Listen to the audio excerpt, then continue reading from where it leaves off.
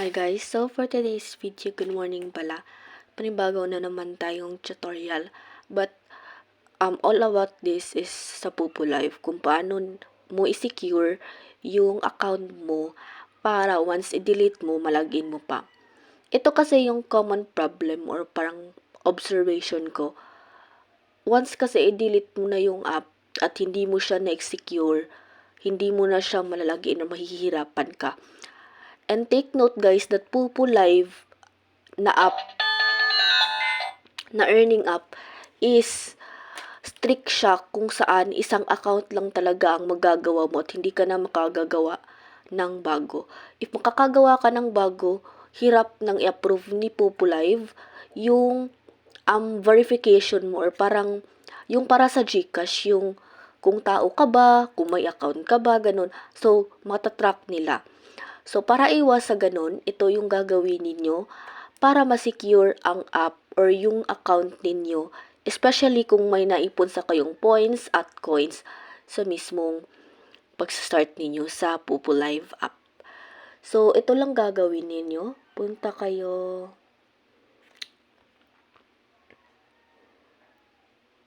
sa settings. At account dito. Kailangan mo lang siyang i-connect sa number mo, active email, at automatically i-bound mo talaga siya sa active email. Para, ito kasi dito banda sa Google, nakabound yan. Para automatic, once you log in using your email, na kung ano yung inattach mo dito, automatic siya mababound. Okay. Ganito kasi yung situation back then. Before ko to nagawa ang account na to, nakastart na ko sa agency ko at nakastart na ko ng payout. May first akong Pupo account na kung saan hindi pa siya na-approve. So, it means hindi pa ako nakapag-apply but may nagawa na akong account. Sadly. So, talagang mahihirapan ka mag-payout kasi may authorization sila or parang yung parang nasa GCash yung i-verified kung tao ka, ganun-ganun. So, ma-automatic kasi nilang makikita na may account ka na, may account number, may account ID, kung ano pa dyan yung nandito, yung mga information na meron ka na. So, para iwas, ganun lang yung gagawin mo. Punta ka sa settings, dito.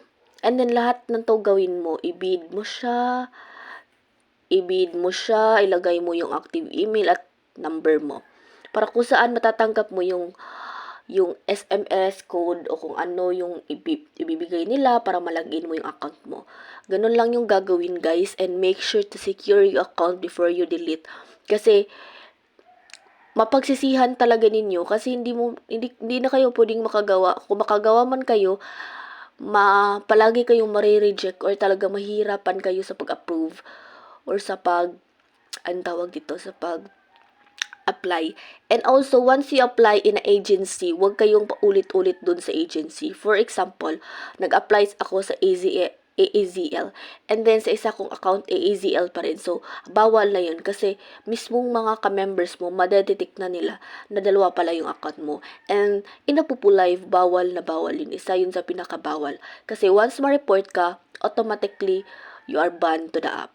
So, yan lang yung alam ko so far. So, if ito yung sinasabi ko sa inyong parang GCash na kailangan mo talagang authentic, face authentic.